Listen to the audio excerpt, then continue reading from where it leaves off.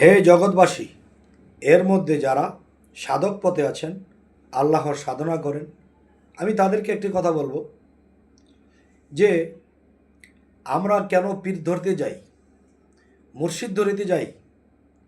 মানুষের ভিতরে মানুষ, তার ভিতরে সাই, তারে পাইবার জন্যে কিন্তু আমরা সেই মুর্শিদ ধরতে যাই।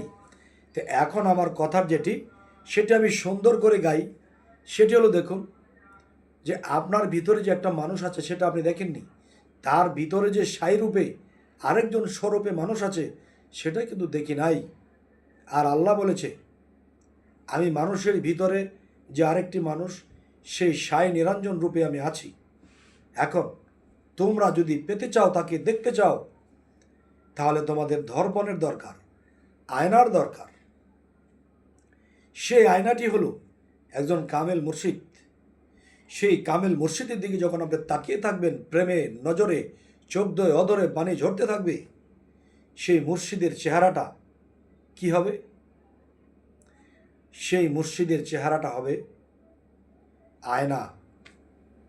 সেই আয়নার ভিতরে দেখা যাবে ময়না। সেই ময়না সহজে কথা কয় না। যদি সে কয়, রাখবেন না কোনো ভয়, সে আপনার সহায় হবে।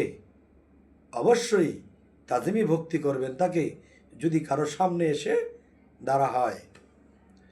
তাই বলবো, দুধের মধ্যে ছানা আছে, দুধের মধ্যে ঘি আছে, দুধের মধ্যে সেই দুধ দিয়ে দই তৈরি হচ্ছে। আবার দেখা যায় সেই দুধ ফেটতে ফেটতে এখান থেকে মাটা হচ্ছে।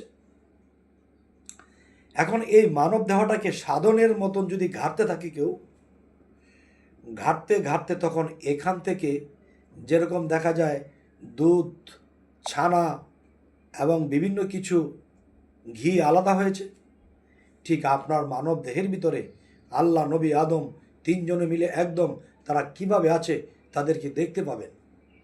সুবহানাল্লাহ। তাকে দেখার সাথে সাথে দোজখ হারাম হয়ে যাবে।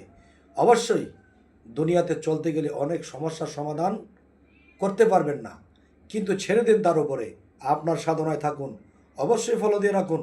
পরবর্তীতে ভালো আলোচনার জন্য আল্লাহ হাফিজ।